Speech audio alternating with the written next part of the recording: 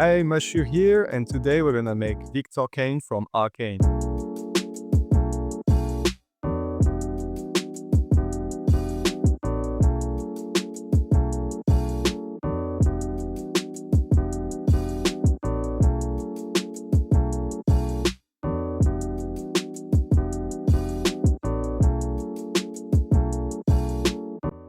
So this video is just a guide to help you through the blueprints that I put online on my Etsy link in the bio.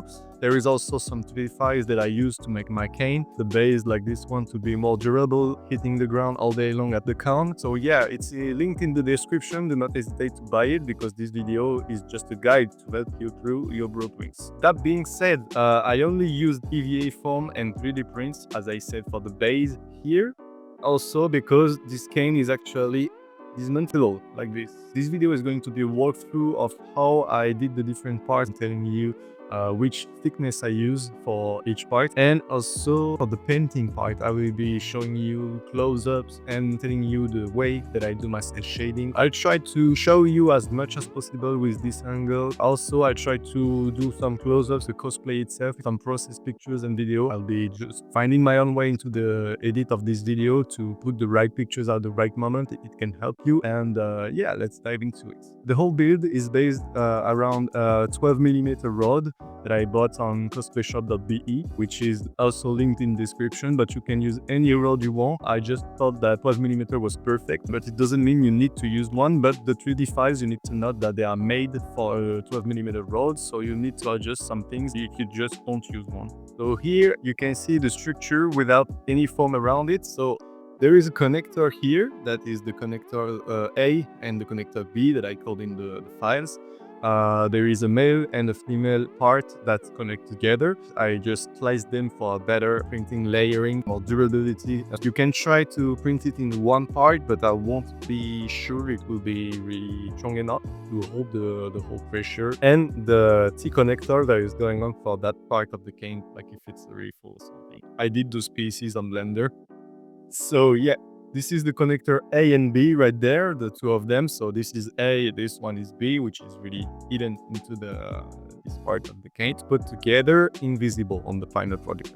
You can tell if it's disassembling from here, here, or there, or whatever. There is many different places where you can hide this, but I decided to put it here because this is the more thick part of the cane. This one is a bit thinner, and this one there is this detail, this golden detail here in the middle, where here this is the end, so it's really better, I think. And I added at the end of this connector, this is optional, but I did it for the strength of the cane. I modelized the very basic key connector for 12mm rod that we're using in the whole build, as I said, which helped me add another cutted part of this 12mm rod inside this handle. It makes it more durable, very strong. As you can see, it doesn't bend at all, even though it's fully made out of foam around the rod. For the base, you need to use the 3D print files that I put in the Etsy blueprint.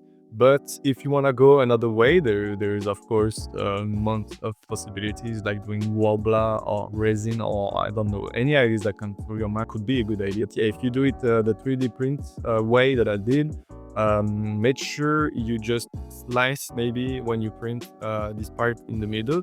So when you glue them back together, the layering of 3D printing, it will make it much stronger. Out of the rod and the 3D prints, as I said, I used only foam, high density foam. The whole cane, the whole base is made out of 3 layers of foam, high density foam. The middle part is a 7mm, and the two other parts that are above and under are both 10mm foam. So the whole thing is 27mm thick. At this very moment when I traced down on my foam the blueprint base shape, I did add those little marks of where those rings are going to land on the cane. The cane is actually a bit of polygonal, like as you can see in those silver parts. The red parts is actually cylindric. These red parts are actually smooth, and those one in silver, they are actually, as you can see, very polygonal, which is the effect I want to have. I think it's a very important detail because this is the way it looks in the show. After that, I sanded the whole pieces. I kept the marks where the circle part, golden part, need to land on the cane. because these parts, we're gonna cut them away to let these new pieces that we're going to slide into the road. They are 10mm foam, excepted for those two parts, which are probably between 7 or 5mm thickness foam. If you have different thickness, you can try and see which suit the best. You just need to adapt the whole thing to be sure there is no holes, or there is still enough room to slide those rings. All these rings here, there, I just drill a hole in it with my Dremel tool, and I cut a side to slide the rings on that road. For this specific golden part, I use 10mm thick foam. I just sanded it so it's a bit more sharp on the end. And for the very little details here, for these little straight parts here and there, golden parts inside, I used 3mm foam, which is a bit thicker than 2, which in my opinion will just look better, but 2mm foam, which is more common, will work as well. For these little golden details here, I used 3mm thick foam. I used 1mm thick foam for this red detail here. I used 5mm thickness foam for this area, which is also symmetrical in this place. For the main one in the middle, it was 5mm as well. And I used some more details here for little squares that you can also do. And there is a little hole, as you can see behind here. There's a little hole to make sure you don't miss this one. This part, when it was a square looking, I just cut it out. And then I sanded it with my Dremel, so it looks round like this. I used some 7mm thick foam for these parts. It's all high density foam, like as you can see, it's harder to bend, so it won't damage that easily. I used some 3mm for this one, and for the biggest one around the 3mm, I used 5mm thick foam. For the paint, I won't be too long on this because it's actually really easy. It's just that it takes a lot of time. I primed it with some plastic, except for the 3D parts, of course, which was primed with a specific primer for 3D printed parts. With the plastic, the advantage is that when it's primed, it's all black, so you can directly go with the metallic paint above it. It will look good. What I always do with my Arcane props is that I use the gold, silver, and copper. Like for this one, there is no copper, but just in a general way, I use the metallic airbrush paints first as base, and then above this, when it's all looking shiny and chrome, I just go with my acrylics with the brushes by hand and add some shadows, combine and mix the different effects between the metallic shiny ones and the very matte paint, because you can see that a lot of things will shine bright because of the light that there is above my hand here, but there is also some parts that won't because they look matte,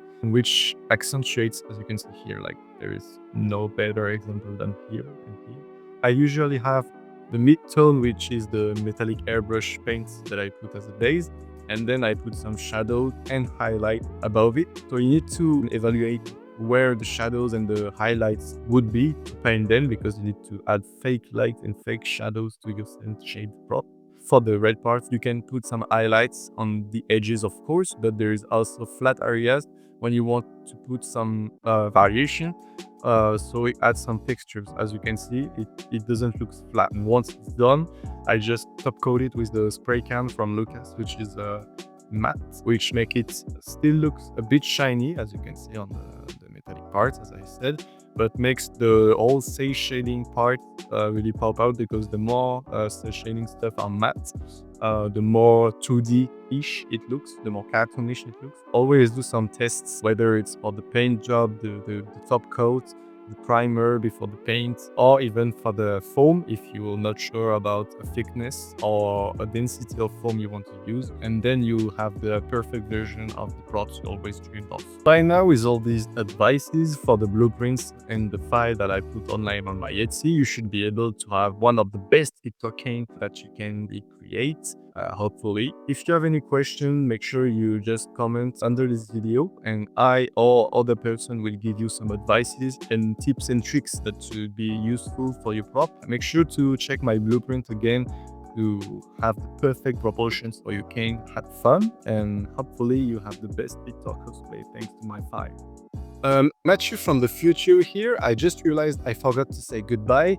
So thank you again for watching the video. It was my first try to do that kind of format on YouTube, so I hope you liked it. If there is anything I can improve or anything you want to see for next video, just tell me in the comments. Subscribe to the channel and like and give the support if you want to, if you find it helpful for your project or if you want to see other projects for the future. Thank you again for watching and enjoy the craft. Bye bye guys.